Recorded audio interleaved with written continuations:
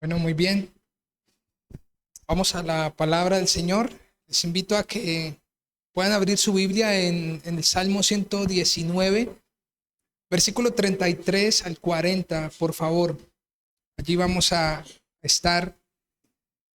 Esa es la quinta octava de las 22. Recuerden que el Salmo 119 es el salmo más extenso de las Escrituras y hemos venido estudiándolo. Ya vamos en la quinta octava. Esperamos que el Señor nos continúe guiando para poder predicar todo este salmo. Muy bien, para que oremos, hemos llamado a esta predicación conociendo que todo es vano, lo eterno sin importancia. Es una pregunta. Conociendo que todo es vano, lo eterno sin importancia. Pues muy bien, cuando escuchamos este título de la predicación, este título nos lo permite tener las Escrituras. Las Escrituras nos muestran que todo lo que hay sobre la faz de la tierra es vano, que todo pasará, pero que lo único que no pasará es su palabra. El cielo y la tierra pasarán, pero su palabra no pasará. La gran pregunta es, ¿cómo estamos percibiendo, cómo nos estamos comportando? ¿Cuál es nuestra actitud, nuestra conducta con aquello que es eterno? Si una y otra vez el mundo y Dios permite a través de muchas experiencias de la vida que todo es vano, pero que también hay otra realidad y es que hay una eternidad, ¿cómo estamos frente a aquello que es eterno? Si la palabra es eterna, ¿qué importancia le estamos dando? Pues bien, quisiera que inclináramos nuestro rostro y oremos al Señor para que el Señor nos guíe en este estudio. Señor, por favor, ayúdanos a entender tu palabra. Permítenos, por tus muchas misericordias, por tu gracia, danos el entendimiento para guardar, como dice en el Salmo, el versículo 34, para guardar tu ley y así entonces cumplirla de todo corazón. Señor, aquí estamos, por favor, guíanos conforme a tu palabra, para tus propósitos y tu gloria. Continúa edificando nuestros corazones y te damos gracias por todo lo que haces. Que sea Cristo glorificado en medio de esta enseñanza. En Cristo Jesús, amén y amén.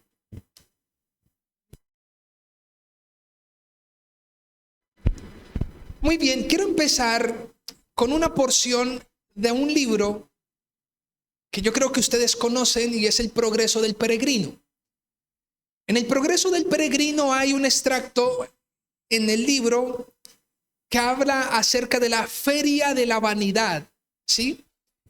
Permítame, por favor, citar algunas palabras de Juan Bunyan cuando escribe este libro. La feria de la vanidad se llama así porque el pueblo es más vano que la misma vanidad. Y porque todo lo que allí se vende o que de allí viene es vanidad. Según el dicho del sabio, vanidad de vanidades, todo es vanidad. Esta feria, dice Juan Bunyan, y esto es unos escritos metafóricos. Quisiera que al leer estos textos, pues a lo mejor usted vaya empezando a pensar en el mundo en el cual usted y yo vivimos. Porque la feria de la vanidad ocurre en este mundo y a eso se refiere Juan Bunyan. Él continúa diciendo que esta feria no es moderna, sino muy antigua. Hay pues en esta feria mercancías tales como casas, terrenos, oficios, empleos, honores, promociones, títulos, países, reinos, concupiscencias, placeres, deleites de toda clase, esposas, maridos, hijos, amados, criados, vidas, sangre, cuerpos, almas, plata, oro, perlas, piedras preciosas, etc. También en esta feria en todo tiempo se pueden ver imposturas, engaños, juegos, payasos, monos, pícaros y bribones, y estos de toda especie. El camino a la ciudad celestial, pues es aquel en el cual caminan, justamente marchan aquellos peregrinos. Entre otras cosas, creo que todos hemos estado en alguna feria, en alguna exposición de arte. Pues bueno, todas esas cosas son temporales. Las exposiciones de arte son temporales. Las pinturas, aunque muy hermosas, muy temporales. Y solo el peregrino, el que va camino a la ciudad celestial, puede considerar la temporalidad de donde está. Todo lo demás pareciera como si la feria fuera el hogar de quienes no son peregrinos. Y digo el hogar de quienes no son peregrinos porque muchos de ellos se aferran a toda la lista que Juan Bunyan estuvo mencionando acá. Se aferran a las esposas, a los maridos, se aferran a los reinos, se aferran a los empleos, a los honores, a las promociones, a todos se aferran. Quienes consideran y se aferran en esta tierra de cosas vanas. Pero hay algo que dice este hombre, y es: el que quisiere ir a la ciudad celestial, escuchen esto, sin pasar por la feria, escuchen por favor, por fuerza tendría que salirse del mundo. Interesante.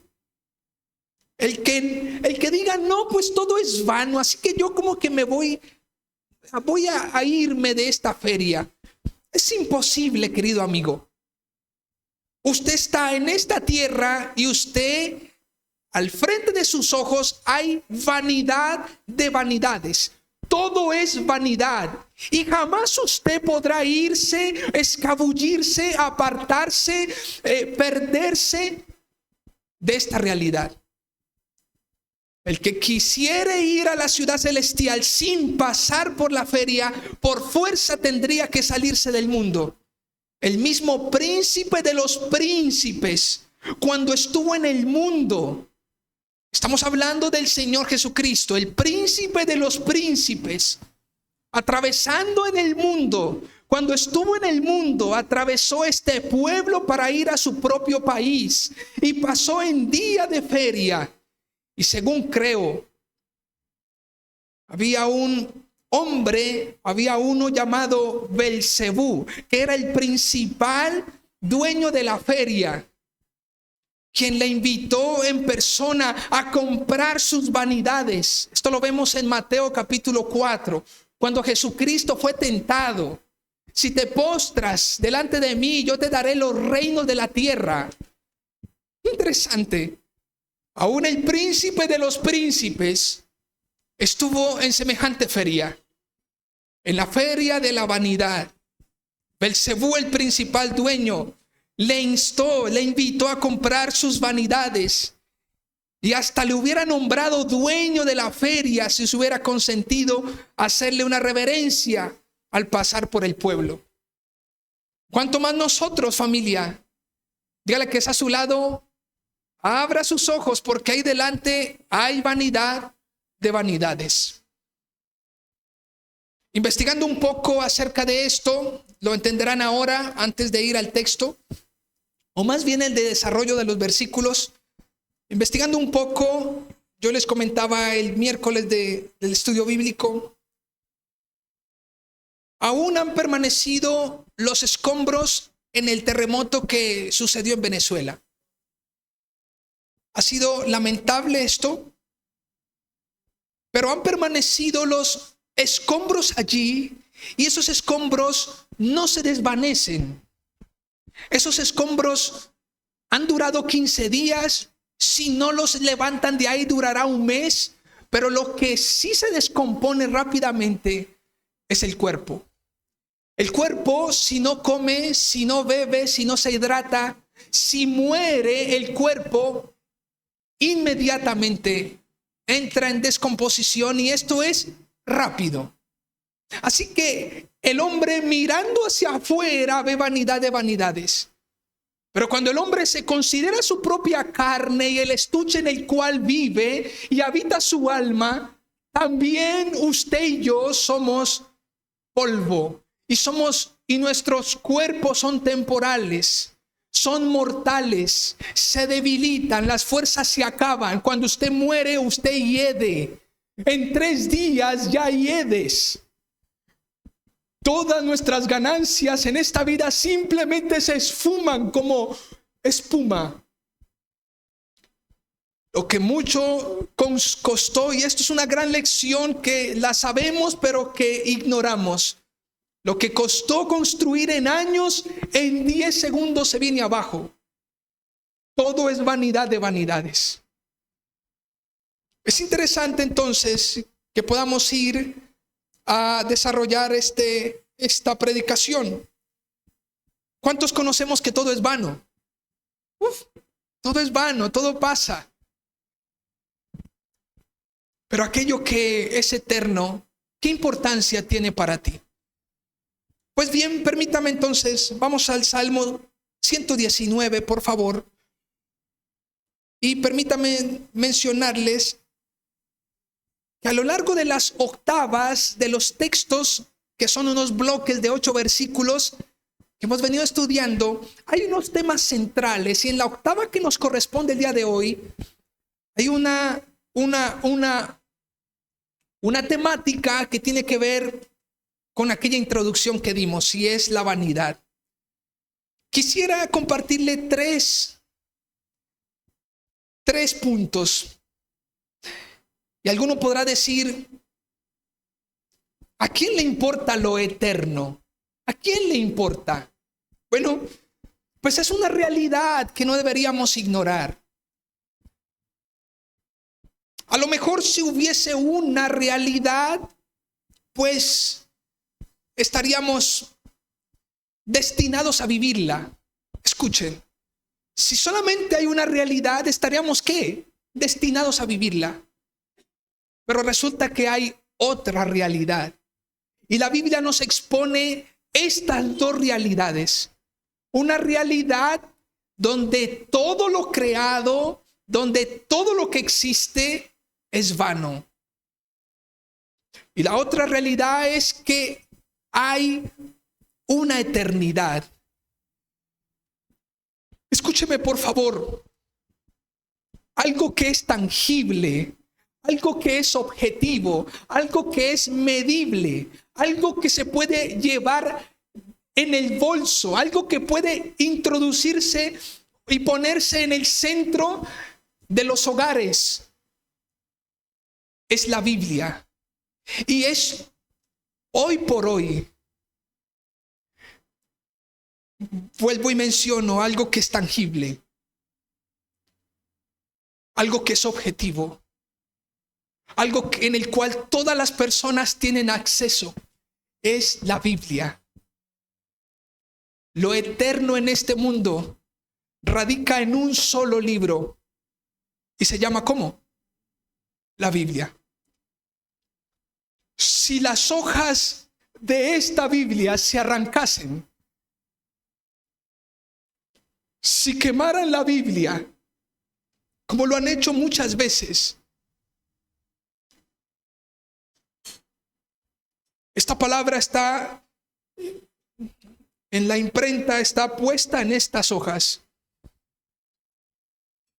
Pero la contribución de lo eterno que da la Biblia, solamente lo da la Biblia. Podríamos decir que en estos, que que en el mundo vano, en este mundo vano que vivimos, hay una sola cosa que es tangible, objetiva, que tiene un sentido común, que podemos llevarla, que podemos leerla, que podemos alimentarnos. Es que la Biblia, lo único eterno ante tanta vanidad, y esto lo entendió el salmista. Ante las circunstancias, ante las riquezas, ante las casas, ante los esposos, ante las esposas, los amigos, ante la vida misma, las emociones, los deseos, más que esto, hay algo eterno, y es la palabra del Señor. A lo largo de las octavas de estos textos que estamos leyendo, hay aspectos comunes que son un de continuo en los escritos. Vemos todo el tiempo que el salmista dice: enséñame tu palabra, enséñame tus testimonios, tus estatutos guardaré, con todo mi corazón te he buscado. Hay algo que es común en este hombre que escribe estos textos, pero hay algo que varía mucho, y es las vivencias y las experiencias que tiene el escritor cuando escribe cada porción del Salmo 119. Quisiera mencionarles, antes de ir a estos 3 puntos, que todo el Salmo 119 se correlaciona con todas las circunstancias de la vida. Entre otras cosas, el Salmo 119 tiene que ver con la vida de los amigos, la vida en amistad y la palabra del Señor. La vida en medio de las circunstancias con relación a la palabra del Señor. La vida en medio de los caminos llenos de maldad con relación a la palabra del Señor. Las aflicciones con relación a la palabra del Señor. La libertad con relación a la palabra del Señor.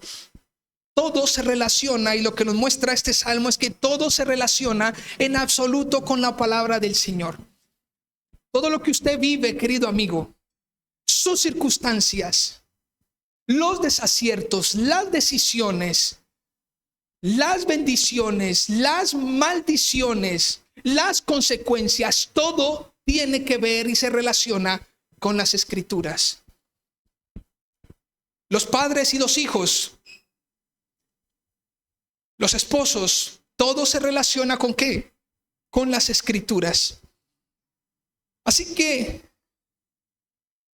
si nos importa lo eterno, entonces quisiera mencionarle 3 cosas. Y lo primero es, cuando entendemos la relación con el Señor, es estrictamente en sujeción. Cuando le brindamos importancia, familia, a lo que realmente es eterno, entonces somos llamados a entender la relación con el Señor. La relación nuestra con el Señor es estrictamente en sujeción. Escuchen esto. Si usted pretende relacionarse con Dios, debe saber que es estrictamente bajo la autoridad de Dios. ¿Cuántos me siguen? Nuestra relación con Dios está enmarcada en sujeción, en obediencia. No es Dios obedeciéndonos, es nosotros obedeciendo a Dios. ¿Cuántos me siguen? Permítame un momento.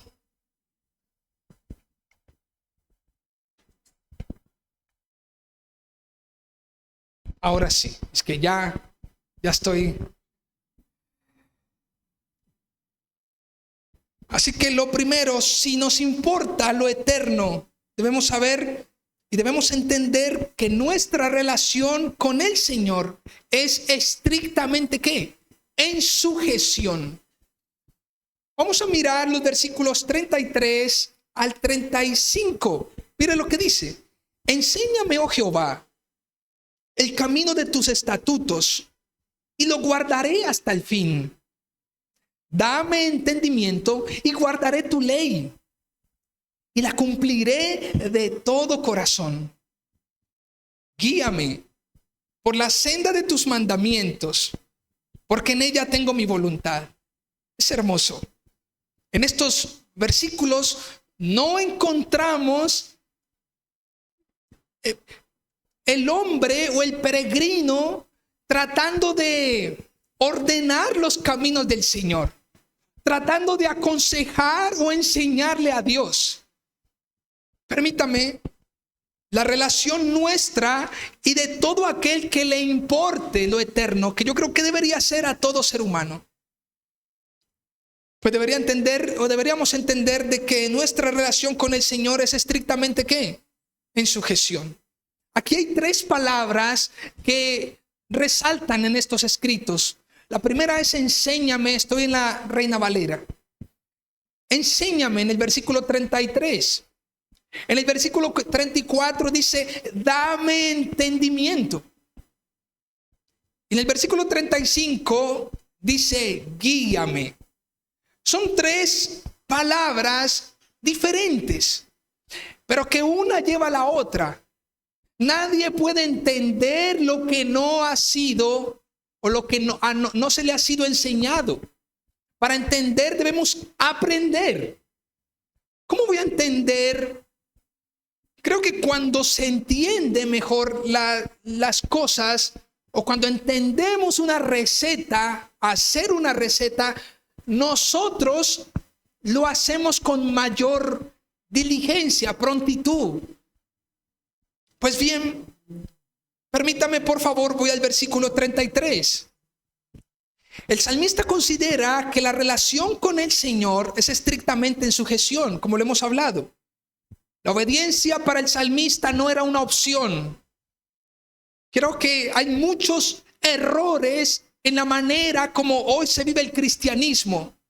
Porque el cristianismo hoy se vive y es desde el púlpito, desde las enseñanzas del pastor, es decirle a la gente, reclámale a Dios, ordénale a Dios, decreta tu prosperidad y profetiza sobre tu destino. Eso es lo que hoy se escucha todo el tiempo en las iglesias. Pero ¿a cuántos se les enseña que aún en medio de cada circunstancia de la vida deberíamos vivir en completa sujeción a Dios? ¿O es que pensamos que el Señor Jesucristo, cuando estuvo en la tierra, se la pasó simplemente declarando y profetizando? Pues esto no sucedió. Antes bien vemos cómo Cristo sufrió, varón de dolores. Hoy es fácil simplemente tener una necesidad y enseñarle a la gente que, si no es dando en la iglesia un recurso financiero, es decirle a la gente, aplique este texto o declare tal cosa. Cuando hablamos de una estricta sujeción, es una profunda obediencia, es una disposición a vivir cualquier sea mi situación delante del Señor. Si tú en tus propósitos eternos, te ha venido bien que viva y pase por este valle de sombra y de muerte, pues voy a vivirlo. Nada más hace 8 días aprendía de un pastor. Él, enseñando su experiencia, decía, 50 años de matrimonio y perdí a mi esposa. Ha estado mi corazón muy triste, muy triste. Pero el gozo del Señor ha sido mi fortaleza. Y aun cuando no entiendo lo que sucede, sé que Jesús está allí para consolarme y decirme, yo sé que te duele,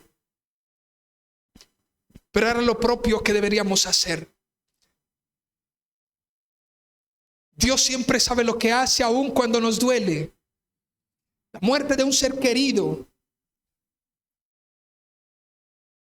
Esta es una realidad, y es que debemos relacionarnos con Dios en obediencia. Aquel hombre entendió, hablo del hombre del Salmo, que la relación estaba determinada por el Señor y no por sus propios caprichos. Este hombre le dice al Señor, enséñame, oh Jehová, el camino de tus estatutos. y lo guardaré hasta el fin. El que debe guardar los mandamientos del Señor somos nosotros. Los más beneficiados en sus mandamientos somos nosotros. La relación entre Dios y los hombres, siempre Dios es el que pone las normas y las reglas. Y de esto hablaré un poco más adelante. Dios no se permite direccionar por nuestros propios caprichos, prejuicios. A Dios no lo manipulamos. Estos textos nos demuestran un corazón dispuesto a corregir lo que fuese necesario para caminar. Lo que este hombre está diciendo: enséñame, dame entendimiento, guíame. Esto habla de una disposición de corregir lo que sea que necesario para caminar. Y esa debería ser la actitud de una persona que conozca del Señor. Señor, dime que tengo que cambiar, enséñame, ayúdame a entender, guíame. Quien está dispuesto a aprender, escuchen, a ser instruido es porque en humildad considera su propio error. No hay nada más hermoso que decirle al Señor: enséñame. Reconociendo, cuando le decimos al Señor enséñame, es reconociendo que Él es el Dios de toda sabiduría. Yo estoy perdido, estoy embolatado, no sé qué hacer, estoy confundido, pero enséñame con humildad. Desafortunadamente hoy la juventud y parte de la adultez hay mucha necedad. Muchos son sabios en su propia opinión. Las criaturas sabias en su propio lodo, atollados en su propio barro, y allí mismo mueren y perecen. El salmista estaba dispuesto a dejar su mentirosa libertad. Esto me gusta. Cuando lo escribí, le decía: Señor, gracias. Porque el salmista estaba dispuesto a dejar su mentirosa libertad que lo hundía en la esclavitud de sus pecados, para caminar en la libertad regulada por normas explícitas que lo condujeran al gozo de hacer lo correcto. Se los vuelvo a repetir. El salmista estaba dispuesto a dejar su mentirosa libertad. Y eso es lo que hoy en día muchos dicen: no necesitamos a Dios. ¿Para qué? Para que nos dé sus mandatos. Eso es esclavitud. Es que Dios es egoísta, quiere que hagamos siempre lo que Él quiere. Eso es lo que hoy se escucha cuando se habla del libre desarrollo de la personalidad. Es una mentira, es un camino mentiroso. El salmista entonces estaba dispuesto a dejar su mentirosa libertad, porque entendió que eso lo hundía en la esclavitud de sus pecados, para caminar en la libertad regulada por normas explícitas. Y quisiera adelantarme un poco a la octava siguiente, porque la octava siguiente, es decir, el versículo 44 y 45, dice: guardaré tu ley siempre, para siempre y eternamente, y andaré en libertad. ¡Ay, qué bueno! Porque busqué tus mandamientos. Cuando leí este texto, yo dije: qué interesante. Porque en el versículo 44 dice: guardaré tu ley siempre. Y en el 45 dice: y andaré en libertad. O sea que se puede andar en libertad guardando la ley del Señor. Pues esa es la verdadera libertad. No una libertad engañosa y mentirosa que hunde al hombre en la esclavitud de sus pecados. Este hombre estaba entusiasmado con la ley del Señor, tanto que en el versículo 29 de dicho capítulo dice: aparta de mí el camino de la mentira. Y en el versículo 30 dice: escogí el camino de la verdad. Este hombre estaba decidido, negado a seguir por el camino mentiroso. La gran pregunta es: ¿por qué camino vas? ¿Cuál es el camino en el cual tus pies se apresuran? ¿Por dónde vas? ¿Acaso no sabes que ese camino mentiroso nos hunde en el pecado? Ciertamente no hay libertad hasta que aprendiendo la ley de Dios andemos en ella. Escuchen esto, porque este es el todo de un hombre creado. La libertad, escuche, la libertad en el marco de lo que la palabra de Dios ordena. Esa es la verdadera libertad. Socialmente hoy se dice, no, la libertad es hacer lo que me da la gana. Usted puede andar en la calle a las 2:12 de la madrugada y usted puede andar libre porque es su moto o es su carro o usted coge un taxi, pero hay unas normas que rigen ¿qué? El tránsito por la ciudad. Aquí en este mundo no se hace lo que a nosotros nos parezca. Eso no es libertad, eso es rebeldía.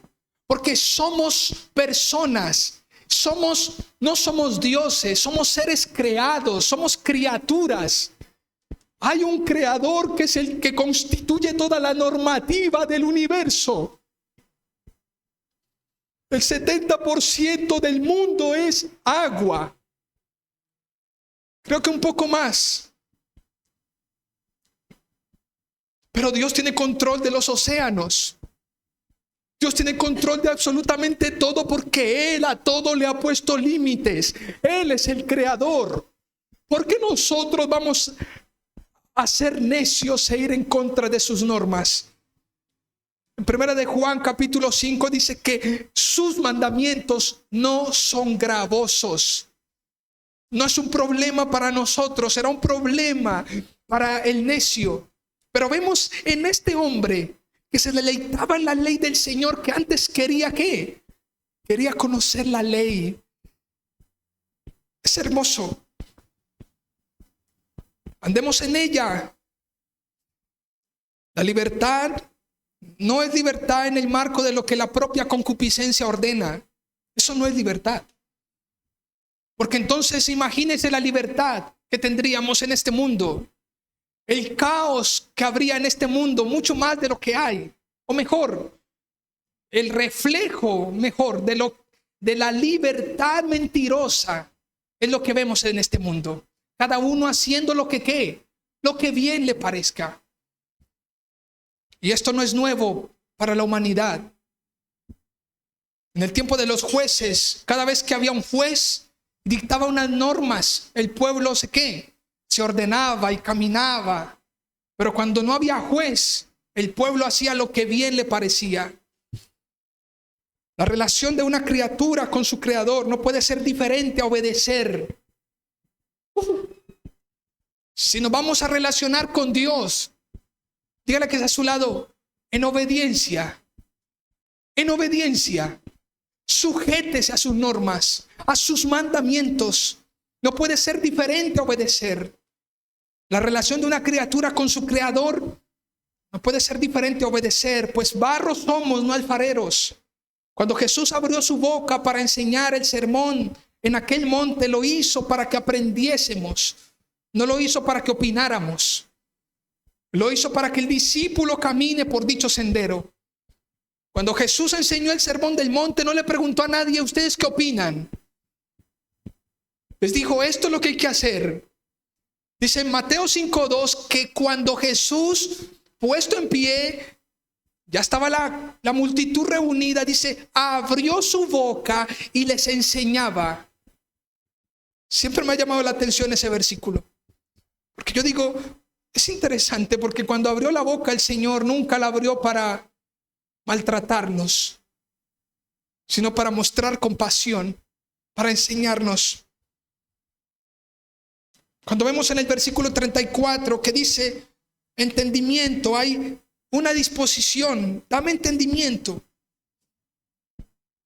Quiero mencionarles a lo largo del texto del Salmo, algunos versículos donde aparece esta misma palabra, entender o entendimiento. En el versículo 27, estoy en el mismo salmo. En el versículo 27 dice, hazme entender el camino de tus mandamientos. Y nótese que dice, para que medite en tus maravillas. En el versículo 73, tus manos me hicieron y me formaron. Hazme entender y aprenderé tus mandamientos. En el versículo 125, tu siervo soy yo. Dame ¿qué? Dame entendimiento para conocer tus testimonios. En el 144, justicia eterna son tus testimonios. Dame entendimiento y viviré. En el 169, llegue mi clamor delante de ti, oh Jehová. Hermoso esto. Dame entendimiento conforme a tu palabra. Entendimiento. ¿Por qué este hombre pide entendimiento? ¿Para qué y por qué el salmista pide esto? En el diccionario define la palabra entender como captar una idea, un concepto, un significado de algo, una experiencia ocurrida, un suceso pasado. Entender profundiza y vincula, ayuda. Profundiza y vincula. Ayuda a tener razones para soportar una vida en medio de la inestabilidad, ya sea interna o externa.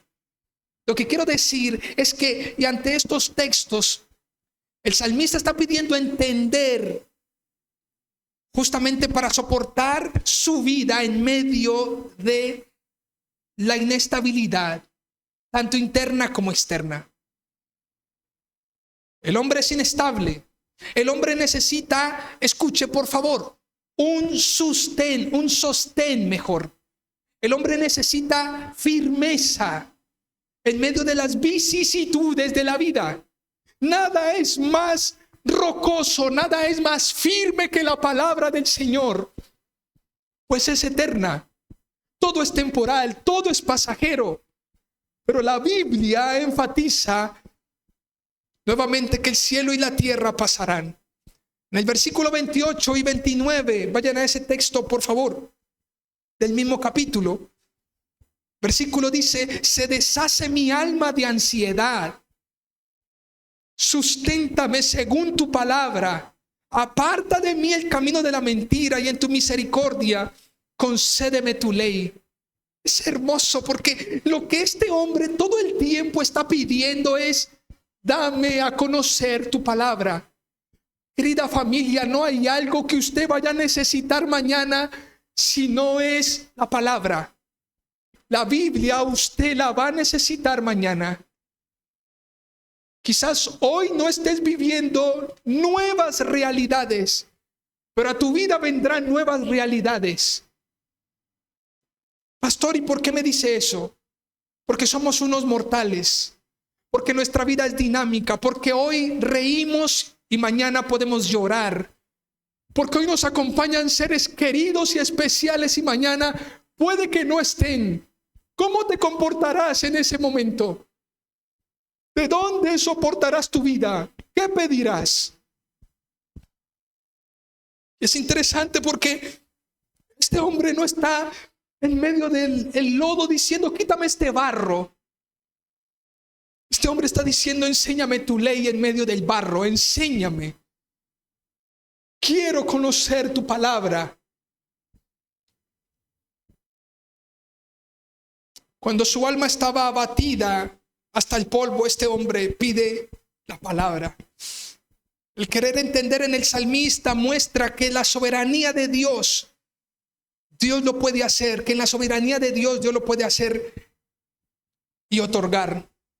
Esa expresión, dame entendimiento, es una expresión humilde de decir, tú eres el que me puede dar, el único que puede satisfacer toda mi necesidad. Alguna vez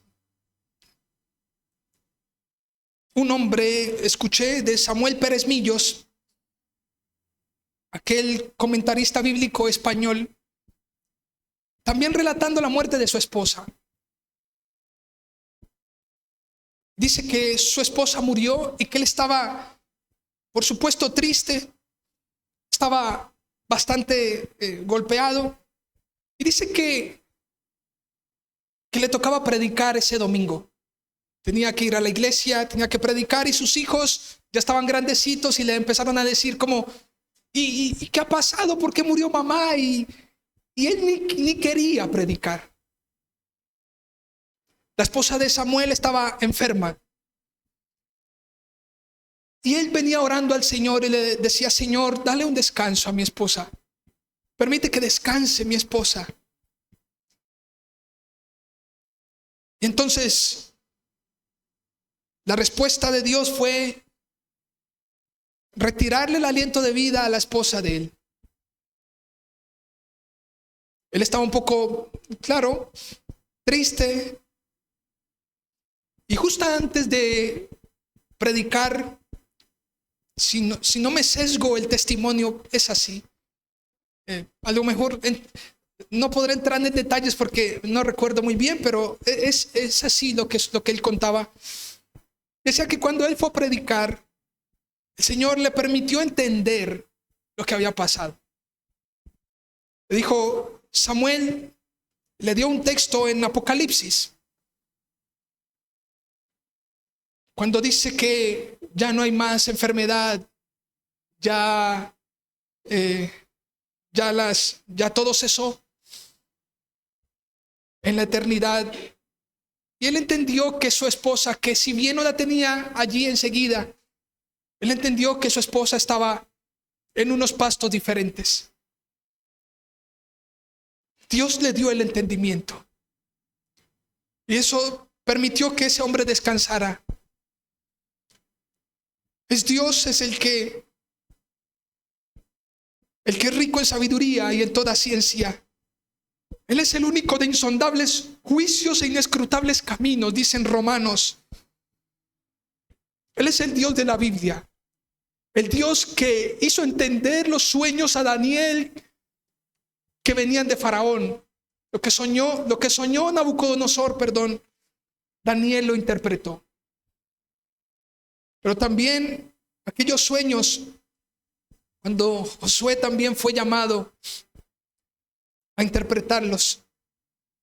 En Lucas 24:45 vemos que habían unos discípulos camino a Emaús, no habían entendido lo que había pasado. Cristo había sido crucificado. No habían entendido la magnitud de lo que era. No habían entendido que Jesús caminaba con ellos mientras ellos se desplazaban hacia la casa. Pero dice que cuando Jesucristo partió el pan,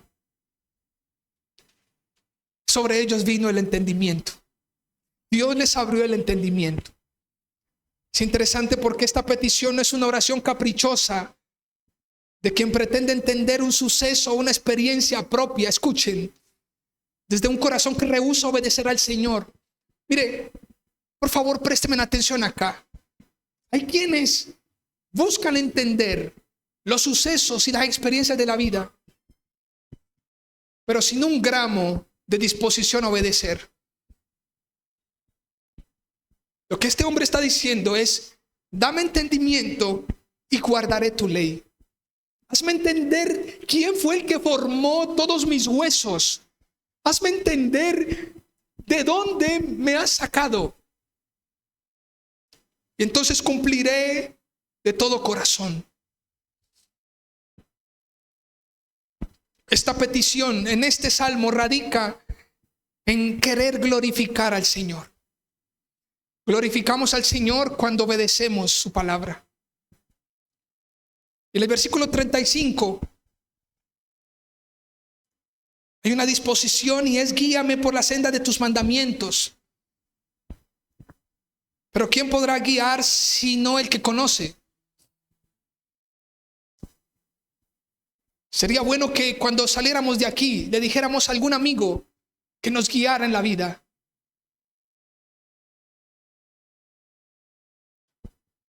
Vamos a encontrar un absoluto silencio porque no saben para dónde ir.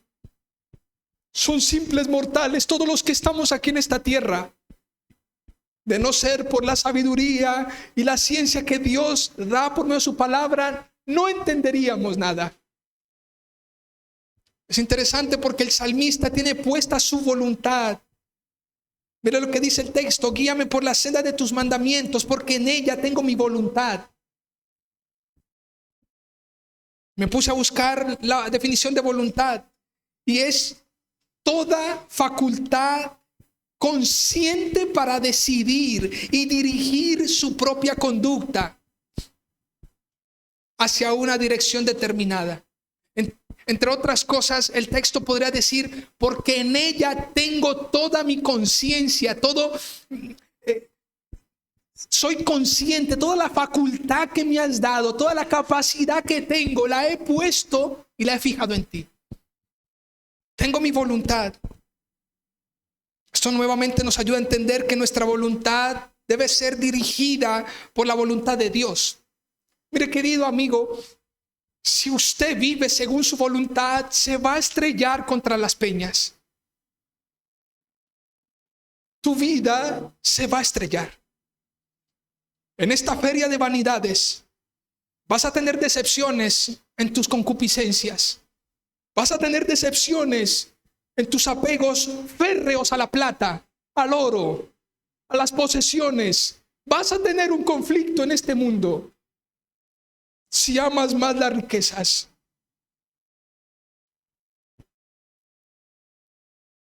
Esto es una linda expresión de un hombre que dijo: mi voluntad debe estar simplemente encaminada a la tuya. Recordemos entonces lo que dice Romanos 12. Romanos 12, por favor, versículo 2. Ahí nos muestra de que la voluntad de Dios es buena. Y buena porque los planes de Dios traen beneficio y bienestar. Dígale que es a su lado: es buena porque los planes de Dios traen beneficio y bienestar. No son gravosos. Es agradable porque se alinea con lo que es correcto y satisfactorio para el espíritu. Y es perfecta porque está libre de errores y se cumple en el momento preciso.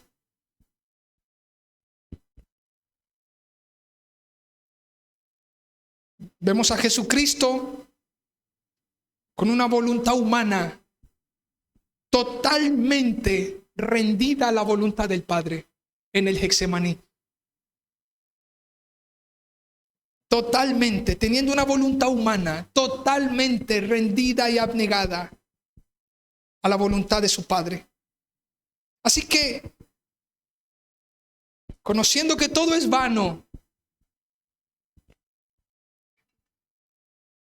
y si lo eterno realmente nos importa, número uno, debemos entender que la relación con el Señor, que nuestra relación con el Señor es estrictamente ¿qué? En sujeción, es en obediencia, es sujetar nuestra voluntad a su voluntad. Pero lo número dos es cuando conocemos de nuestra condición natural, que requiere una mejor visión.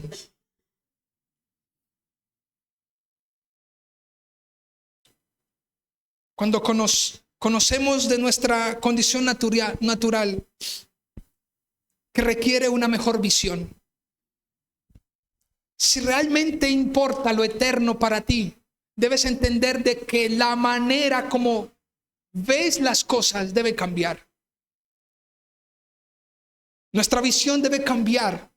Nuestra manera de percibir la vida debe cambiar.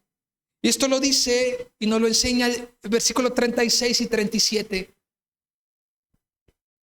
Cuando leemos: inclina mi corazón a tus testimonios y no a la avaricia. Aparta mis ojos que no vean la vanidad. Avívame en tu camino, hermoso. ¿Por qué el deseo de inclinar y la necesidad de inclinar el corazón a los testimonios del Señor? El texto dice: inclina mi corazón a tus testimonios. En Marcos 7:21, aquí podemos entender por qué David ruega y escribe de esta manera. En Marcos 7:21 dice la escritura: porque de dentro del corazón de los hombres salen los malos pensamientos, los adulterios, las fornicaciones, los homicidios, los hurtos, las avaricias, las maldades, el engaño, la lascivia, la envidia, la maledicencia, la soberbia, la insensatez. Todas estas maldades de dentro salen y contaminan al hombre. ¿Por qué la necesidad y el deseo de este hombre de inclinar su corazón hacia los estatutos del Señor? Hemos hablado de que regularmente el hombre percibe la libertad lejos de los testimonios, de las normas. Pero ¿por qué este hombre pareciera como si quisiera estar bajo la sombrilla de las normas divinas? Porque entendió que allí estaba la verdadera libertad. Juan 8:32. Y conoceréis la verdad, y la verdad os hará libres. La libertad dentro del marco de lo que está escrito por el Creador. Alguna vez predicamos acá en la iglesia un título de una predicación que se llamó algo como esto: disfruta la vida en este mundo banal, en esta vanidad, entendiendo que al final darás cuenta de tu vida. El libro de Eclesiastés nos anima a disfrutar la vida, pero dentro del marco de lo legal, dentro del marco de lo que está escrito. Pero también vemos en Jeremías 17:9, creo que recordamos muy bien ese texto: engañoso es el corazón del hombre, ¿quién lo conocerá? Porque este hombre estaba diciendo: inclina mi corazón. Cuando yo leía esa palabra inclina, es como si el corazón estuviese con una tendencia más hacia allá. Pero este hombre está diciendo: inclínalo, que se postre, que se doblegue ante tus testimonios. Pues en Jeremías 17:9 nos muestra un corazón totalmente depravado. Justamente por la naturaleza del corazón es que este hombre desea que el corazón sea inclinado a los testimonios del Señor. Quisiera que entendiéramos esto. Escuchen. El corazón del hombre debe estar zambullido, permeado, empapado, persuadido, regulado, ordenado por la gracia redentora del Señor. Es Él el que pone en nosotros el querer como el hacer. Es hermoso pensar lo que dice en Filipenses 2:13, que Dios es el que pone en nosotros el querer como el hacer. Lo que este hombre está diciendo es: inclina, hazme desear tus testimonios. Lo anterior para que nos inclinemos a sus testimonios y no a la avaricia, ganancia deshonesta. En otra versión dice: o el amor al dinero. Justamente por la ganancia deshonesta muchos se hunden en destrucción y perdición. Lo más terrible de escuchar, de muchas de las cosas que se escuchan afuera, es: yo no hago negocios con cristianos, porque muchos son ladrones. Porque todo el tiempo pareciera como si se les estuviera pidiendo o si se les todo fuera como no sé, como una ofrenda, como el cristiano debe. Quiero que leamos Filipenses un momento, por favor. Perdón, primera de Timoteo. Mire lo que dice este texto acerca de los amos de nuestros empleos, de cómo debemos ser de testimonio. Todos los que están bajo el yugo de la esclavitud tengan a sus amos por dignos de todo honor. Recuerden que en ese tiempo habían personas que tenían a su mando, tenían personas a su cargo como esclavas. De hecho, cuando Pablo escribe cuando escribe Filemón, lo escribe tratando de reconciliar a un esclavo con su amo. Pues este texto dice que tengan a sus amos por dignos de todo honor, para que no sea blasfemado el nombre de Dios y la doctrina. Y los que tienen amos creyentes, no los tengan en menos por ser hermanos.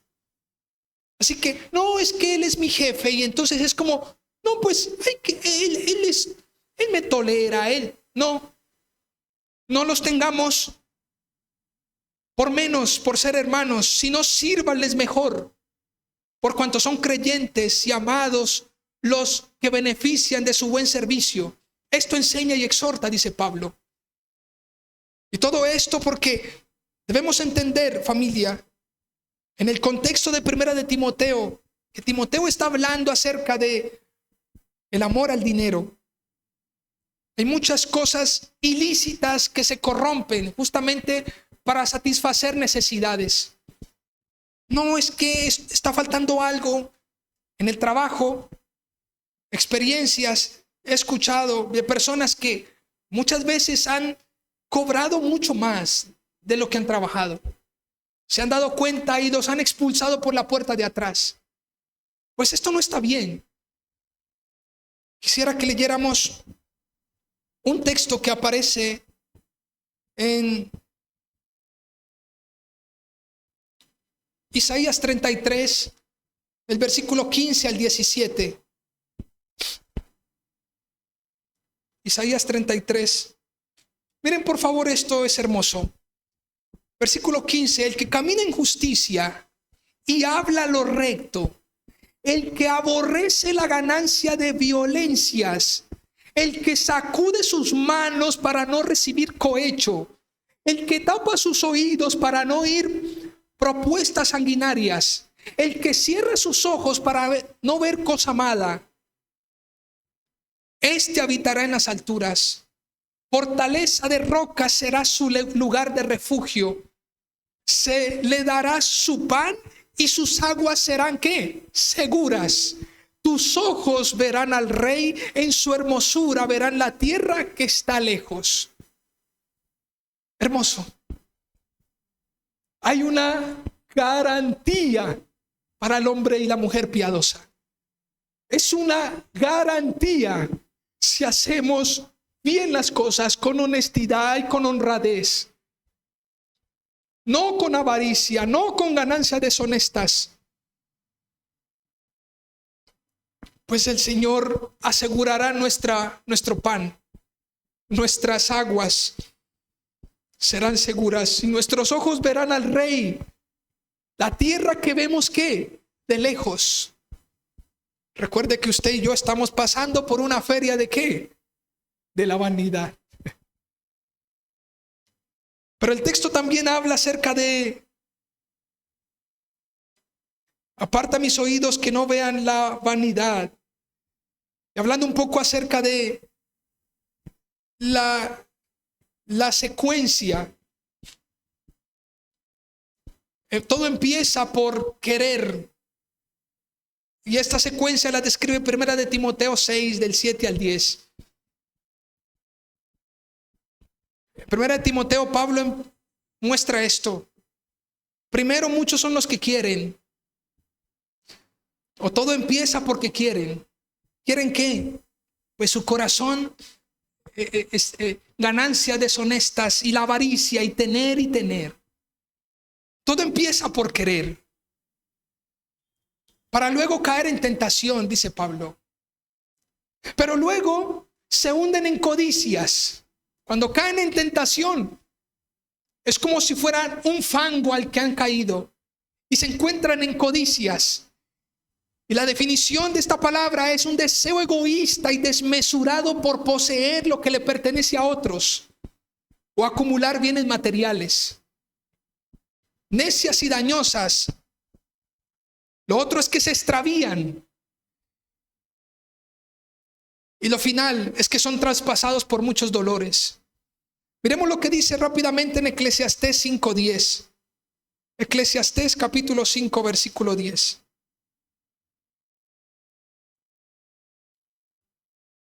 ¿Tienes allí? Hay algo que se puede decir. He aquí, esto es nuevo. Eclesiastés, ¿no? Ahí está. 5:10. El que ama el dinero no se saciará de dinero. Y el que ama el mucho tener no sacará fruto. También esto es ¿qué?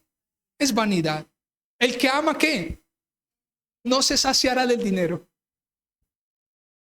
Esto es codicia, esto es avaricia, esto es querer ¿qué? Más.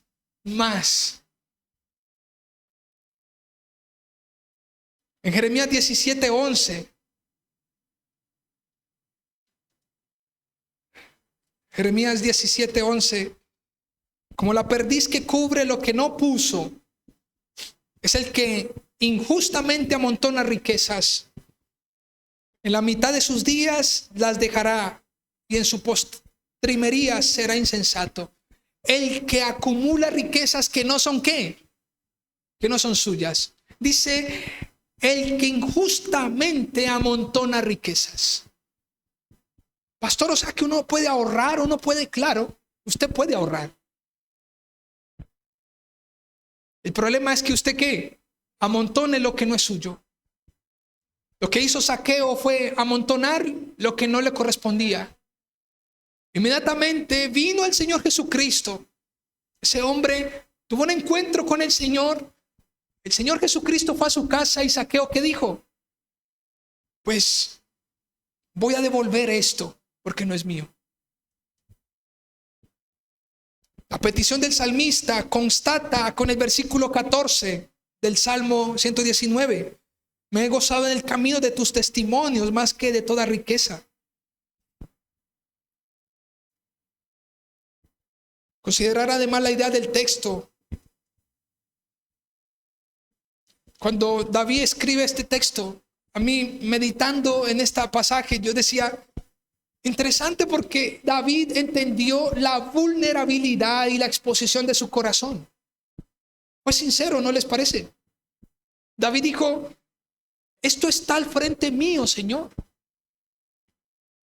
Nótese que el texto dice, inclina mi corazón a tus testimonios y no a la avaricia.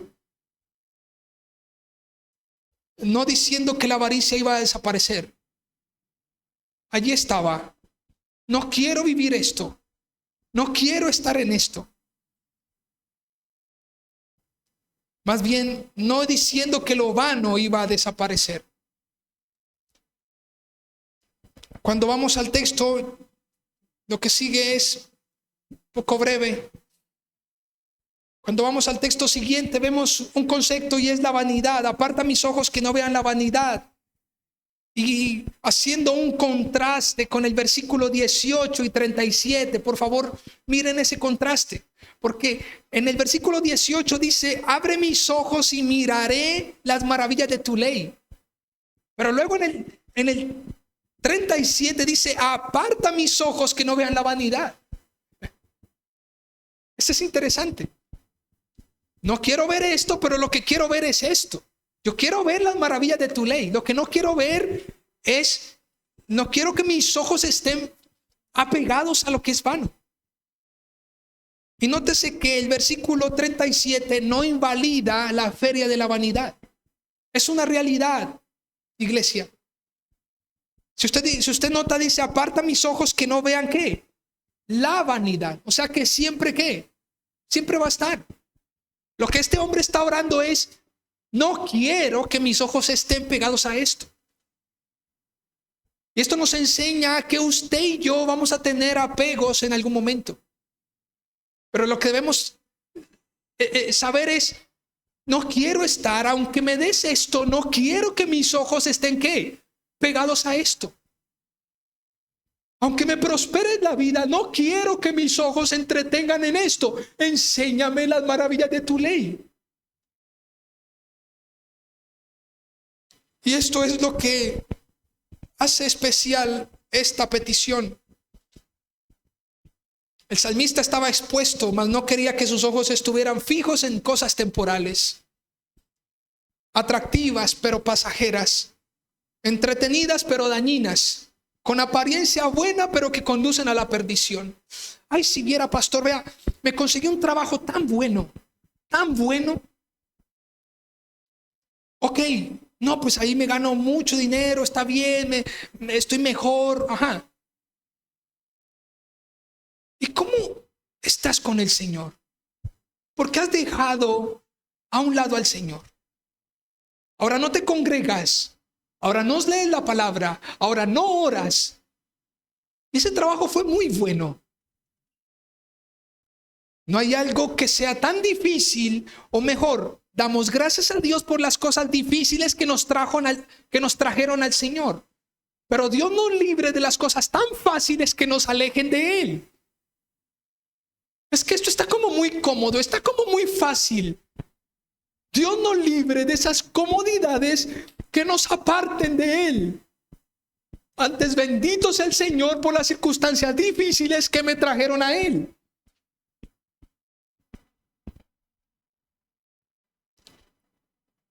Este hombre desea ser avivado en el camino del Señor. Y esto permite considerar que Dios es quien da vida, quien fija nuestras experiencias, que en Él esperamos, que Él nos consuela, que solo a Él hemos de alabar.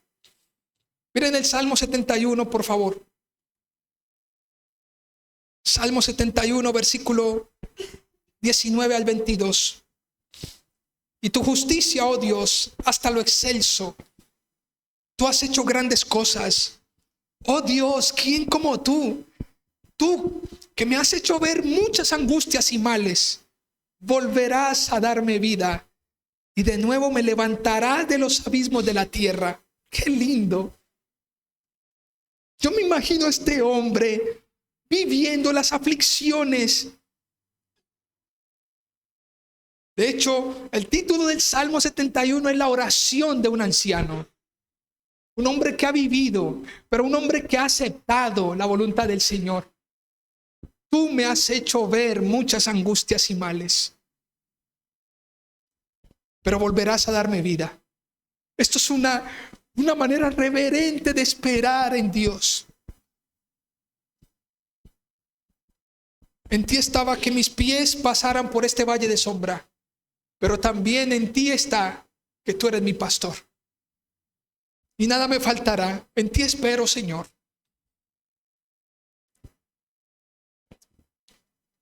Y el último punto es cuando reconocemos que solo la palabra de Dios inspira reverencia.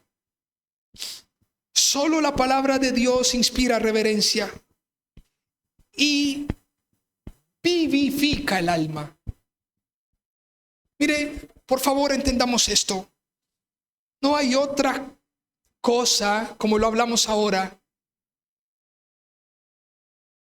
que nos conduzca a la eternidad, que nos haga ver y poner los ojos en lo eterno, si no es la palabra. Cuando al término de esta predicación, pensemos por favor en esto. ¿Quiénes nos están inspirando? ¿Y qué nos están inspirando? ¿Quién es tu compañía y tu consejero? ¿Y qué te aconsejan y qué te inspiran a hacer? Porque hoy en día hay muchos, o mejor, la sociedad o nosotros vemos, tenemos espejos y muchas veces somos inspirados por alguien. ¿Pero qué nos inspira?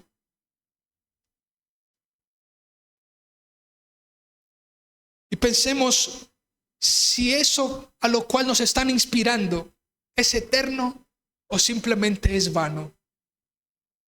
Los amigos muchas veces empujan, muchas veces señalan, muchas veces nos llevan de la mano, nos aconsejan.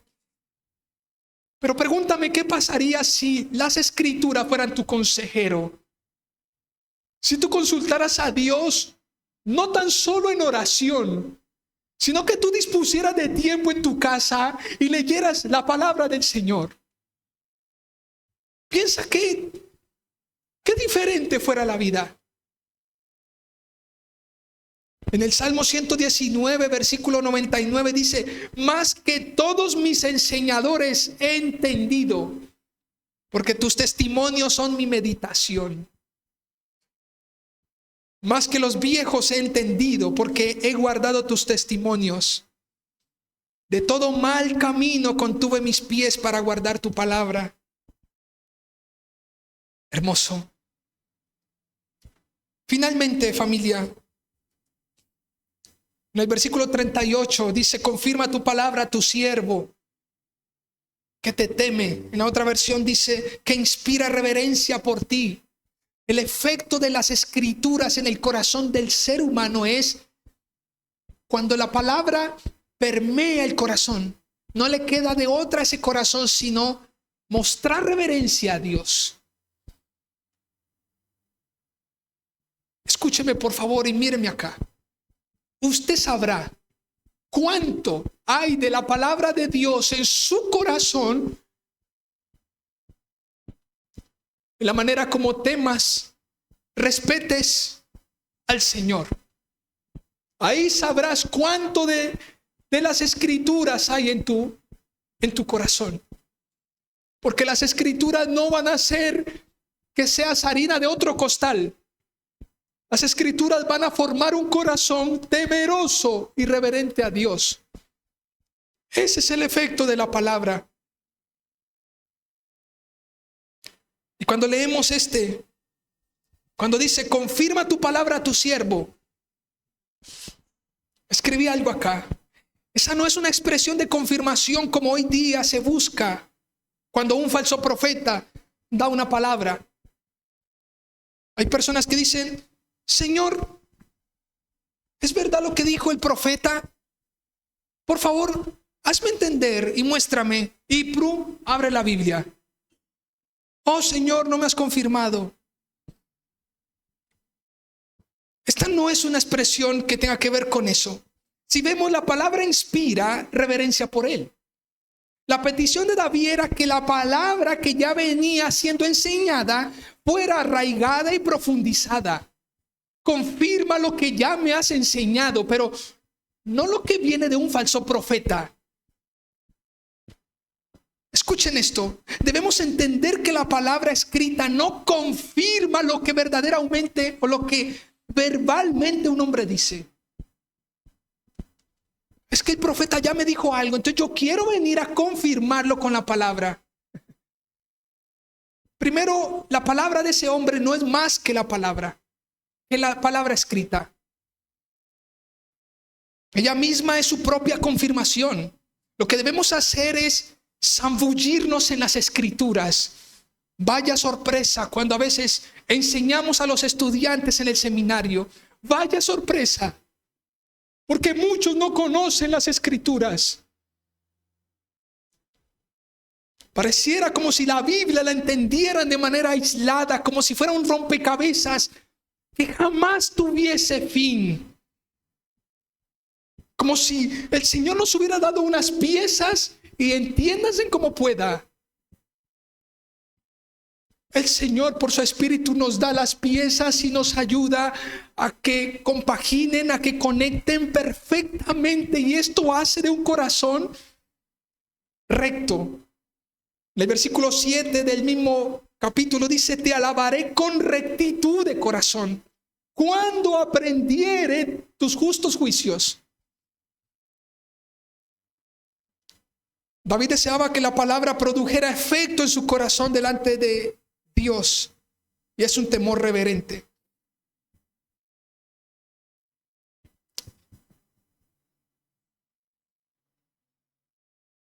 Y en el versículo 40 vemos, versículo 39, quita de mí el oprobio que he temido, porque buenos son tus juicios. Esa expresión, buenos son tus juicios, habla de la conexión que hay entre los atributos de Dios y las bondades expresadas en las Escrituras. Pero finalmente este texto termina diciendo: he aquí, yo he anhelado tus mandamientos, vivifícame en tu justicia. Es la misma expresión del versículo 20. Quebrantada está mi alma de desear tus juicios en todo tiempo. David muestra lo adherido que está su corazón a las Escrituras. Vemos que David habla de juicios y de ser vivificado en la justicia de Dios. Esto me llama la atención cómo termina. Y permítame, ¿cómo David dice vivifícame en tu justicia? ¿Cómo puede ser una cosa que lleve a la otra? En la justicia de Dios, el hombre, ¿qué? En la justicia, en el cumplimiento de la ley, nadie podría ser, ¿qué? Justificado.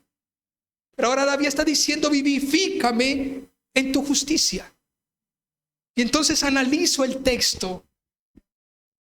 Y en la otra octava hay un texto hermosísimo con el cual comienza esa octava. Y dice: venga a mí tu misericordia, oh Jehová. Tu salvación conforme a tu dicho. Luego en Hebreos encontramos que la única manera de agradar a Dios y de acercarnos a Él es creyendo en Él, creyendo que le hay. Este hombre creía que Dios existía, que había una autoridad. Y es lo que David dice: vivifícame en tu justicia. Cuando vemos en todo estos textos,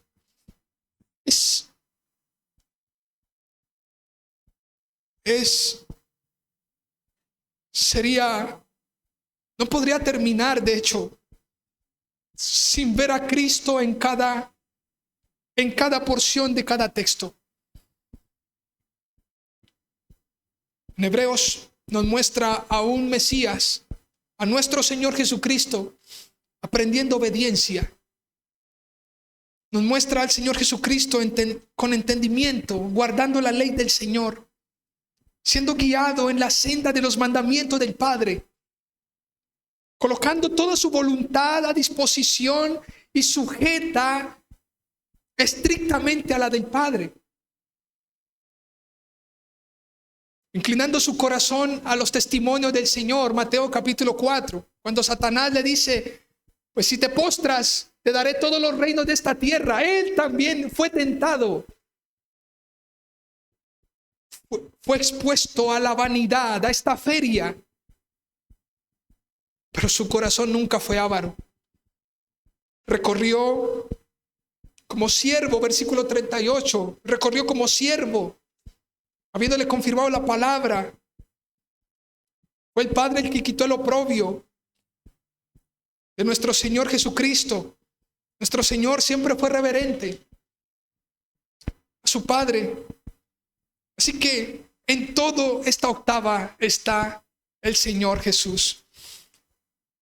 Quisiera entonces que se pusiera sobre sus pies, por favor. Así que, si usted sabe que todo es vano, lo eterno sin importancia. Si nos importa lo eterno, debemos entender de que la relación con el Señor es estrictamente ¿qué? En sujeción. Él me enseña, Él me da entendimiento, Él me guía. Número 2, debemos entender que nuestra condición natural requiere una mejor visión. Aparta mis ojos de la avaricia. Aparta, no quiero saber nada. Aparta de mí el camino de la mentira, dice. Pero mejor abre mis ojos y miraré las maravillas de tu ley. Y lo tercero, entender que solo la palabra inspira reverencia y vivifica el alma. Solo en Jesucristo nosotros podemos satisfacer, y en su palabra podemos satisfacer los deseos de nuestra alma. Piense esto, por favor. ¿Por qué Pedro le dice al Señor, cuando el Señor le dice, Pedro, muchos se fueron, si quieren ustedes también, allí está la puerta, si pueden ir? Juan capítulo 6. ¿Por qué Pedro le dice, ¿a dónde iremos, Señor? ¿A dónde iremos?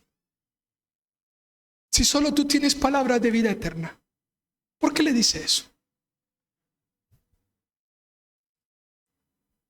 Fue el mismo Pedro que le dijo cuando Jesús, ¿quién dicen las personas que soy yo? ¿Quién dicen ustedes que soy yo?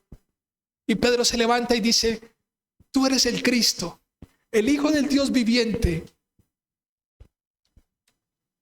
Ese hombre había entendido que no había en este pantano, en esta feria de vanidad, no hay algo más importante que conocer al Señor por medio de su palabra y obedecerlo.